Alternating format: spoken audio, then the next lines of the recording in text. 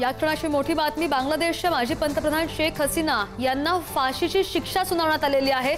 या क्षणाची सगळ्यात मोठी बातमी, 5 गुन्ह्यांमध्ये दोषी ठरवत फाशीची शिक्षा सुनावली गेलेली आहे। शेख हसीना यांना फाशीची शिक्षा देण्यात आलेली आहे। आंतरराष्ट्रीय गुन्हे न्यायाधिकरणाने ही शिक्षा सुनावण्यात आल्याची माहिती सध्या समोर येते। बांगलादेशच्या माजी पंतप्रधान शेख हसीना यांना फाशीची शिक्षा सुनावण्यात आलेली आहे। 5 गुन्ह्यांमध्ये दोषी ठरवत त्यांना फाशीची शिक्षा दिली गेली आहे। आंतरराष्ट्रीय गुन्हे न्यायाधिकरणाने सुनावली फाशीची शिक्षा। आणि या संदर्भात आणखी माहिती घेऊन प्रतिनिधी शिवाजी आपल्या सोबत जोडले गेलेले आहेत। शिवाजी, आता सुनावणी झालेली आहे आणि हसीना शेख यांना फाशीची शिक्षा देण्यात आली आहे। शिवाजी यांना पुन्हा एकदा जोडण्याचा प्रयत्न करणार आहोत अधिक माहितीसाठी। या क्षणाची सगळ्यात मोठी आणि महत्त्वाची बातमी, बांगलादेशच्या माजी पंतप्रधान शेख हसीना यांना फाशीची शिक्षा देण्यात आलेली आहे। मानवतेविरुद्धच्या 5 गुन्ह्यांमध्ये दोषी ठरवलं गेले आणि फाशीची शिक्षा देण्यात आली आहे, सुनावण्यात आली आहे। आंतरराष्ट्रीय गुन्हे न्यायाधिकरणाने ही शिक्षा सुनावण्यात आल्याची माहिती आहे। आणि बांगलादेशमधील हिंसाचार प्रकरणामध्ये शेख हसीना यांना दोषी ठरवण्यात आलेलं आहे। बांगलादेशमध्ये काही काळापूर्वी हिंसाचार झालेला होता आणि हे बरंच पेटलेलं होतं वातावरण आपण पाहिलं आणि त्याच पार्श्वभूमीवर 5 गुन्ह्यांमध्ये शेख हसीना यांना फाशीची शिक्षा सुनावण्यात आलेली आहे। त्यांच्यावर बरेच आरोप होते आणि त्याच पार्श्वभूमीवर त्यांना फाशीची शिक्षा सुनावण्यात आलेली आहे।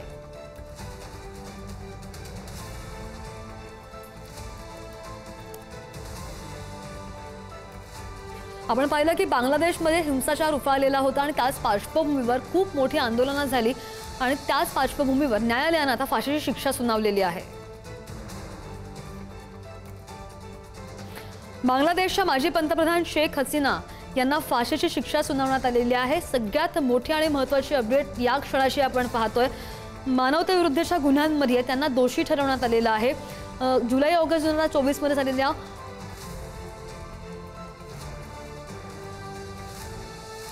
आंतरराष्ट्रीय विषयाचे अभ्यासक डॉक्टर विजय खरे आपल्यासोबत जोडले गेलेले आहेत। विजय सर, आपण पाहिलं की काही काळा अगोदर जो हिंसाचार उफाळला आणि त्यावर आज जी सुनावणी झालेली आहे त्यामध्ये खरं तर शेख हसीना यांना फाशीची शिक्षा सुनावण्यात आलेली आहे। या क्षणाची सगळ्यात मोठी बातमी म्हणावी लागेल, याकडे कसं पाहायचं? ज्या ठिकाणी सत्ता पालट होते त्या ठिकाणी अशा पद्धतीची शिक्षा ही दक्षिण आशियातील ज्या राष्ट्रांमध्ये आपल्याला पाहाव्यास मिळते आणि जगभरही असं मिळतंय की जिथे लष्करशाह सत्तेवर येतो त्या ठिकाणी अगोदरच्या सत्ताधाऱ्यांना अशा पद्धतीची शिक्षा ही त्या ठिकाणी सुनावली जाते।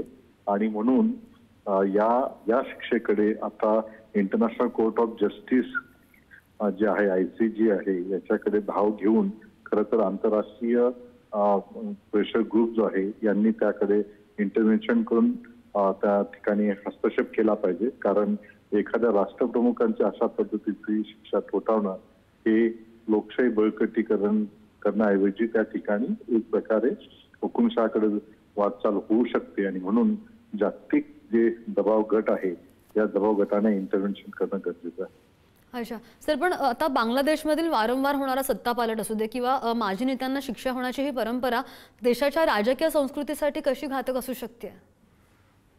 तेच सांगतो मी की या ठिकाणी आपल्याला हे जे आव्हान आहे हे ज्या पद्धतीने दिसत आहे, म्हणजे पाकिस्तानमध्येही त्या ठिकाणी सत्तापालट होऊन त्याच्या लोकशाही पद्धतीने निवडून गेलेल्या पंतप्रधानांना आज जेलमध्ये टाकलेलं आहे। पाकिस्तानमध्येही त्या ठिकाणी तशा पद्धतीची शिक्षा बांगलादेशमध्ये तशी शिक्षा आपल्याला पाहावयास मिळते। आणि म्हणून इथे या ठिकाणी आपल्याला एक जागतिक पटलावर हा विषय नेऊन याला काय करता येईल, विशेषतः अमेरिकेसह इतर राष्ट्रांनी याकडे कसं बघणं गरजेचं आहे। यात भारताची भूमिका फार महत्वाची असणार। हो हो विजय सर, पण आता शेख हसीना यांना सुनावलेली ही फाशीची शिक्षा बांगलादेशच्या भविष्यावर आणि लोकशाही प्रक्रियेवर नेमका कसा परिणाम करू शकते?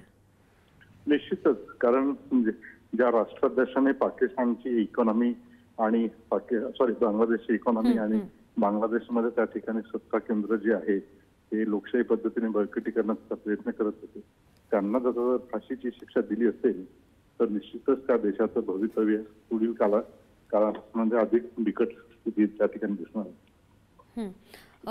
विजय सर, पण आता या फाशीच्या शिक्षेमुळे देशामध्ये राजकीय अस्थिरता असू दे किंवा हिंसाचार वाढण्याची शक्यता किती वर्तवली जाते? अंतरिम सरकार ही परिस्थिती आता नेमकी कशी हाताळेल?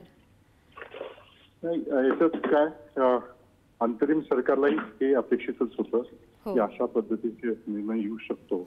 इनफॅक्ट अंतरिम सरकारने त्याला मदत केली असावी हेही सांगता येत नाही आणि म्हणून त्याकडे आपण आता त्या फाशीकडे सरकारकडनं अपेक्षा न ठेवता लोकसमूह जो आहे सिव्हिल सोसायटी कशी रिस्पॉन्स करते त्याच्यावर त्या देशाचं भवितव्य डिपेंड आहे. अगदी नाही, बरोबर. आणि फाशीच्या शिक्षेचा निकाल हा बांगलादेशच्या राजकारण, आंतरराष्ट्रीय संबंध आणि कायद्याच्या दृष्टीने सुद्धा खूप गंभीर आहे. विजय सर, खूप धन्यवाद, तुम्ही सविस्तर बोललात त्यासाठी.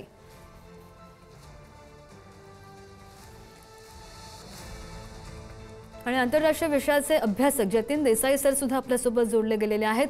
जतीन सर, या क्षणाची अत्यंत महत्त्वाची बातमी, बांगलादेशच्या माजी पंतप्रधान शेख हसीना यांना फाशीची शिक्षा दिली गेली आहे. निश्चितच अत्यंत धक्कादायक स्वरूपाचा निकाल आहे. पण त्याचसोबत हा निकाल अनपेक्षित नाही, आपण लक्षात घेतलं पाहिजे. हा निकाल अपेक्षितच होता.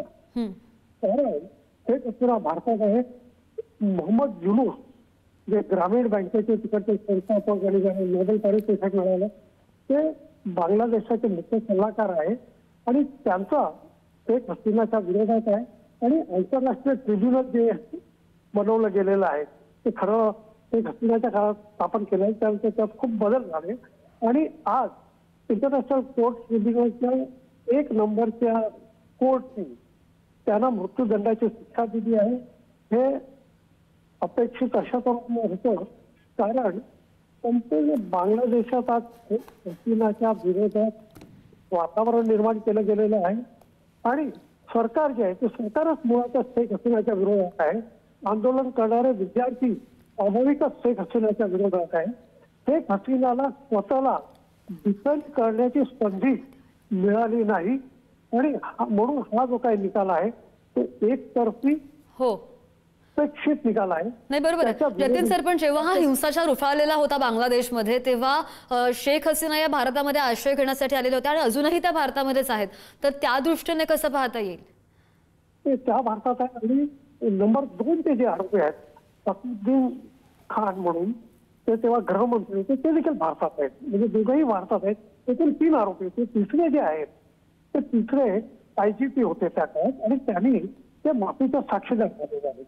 निश्चितच भारत त्यांना आता या निकालानंतर बांगलादेश सरकार भारताला परत एक पत्र पाठवून निकालाची कॉपी सकट की त्यांना तुम्ही बांगलादेशात डिपोर्ट करा कारण त्यांना मृत्यूदंडाची शिक्षा झाली आहे अशी मागणी करणार आणि भारत ती मागणी मान्य करणार नाही.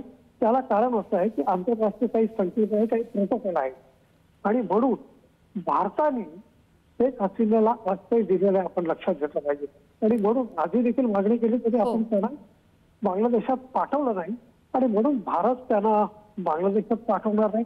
आता एक मोठी जी अडचण आहे की ट्रिब्युनलचा जो काही निकाल आहे. नाही, बरोबर आहे. कारण की फाशीच्या शिक्षेचा निकाल हा बांगलादेशच्या राजकारण, आंतरराष्ट्रीय संबंध आणि कायद्याच्या दृष्टीने खूप गंभीर म्हणावा लागेल. तर धन्यवाद, तुम्ही पुढारी न्यूजशी बोललात आणि विश्लेषण केलं त्यासाठी. जतीन देसाई आंतरराष्ट्रीय विषयाचे अभ्यासक आपल्यासोबत बोलत होते. धन्यवाद सर.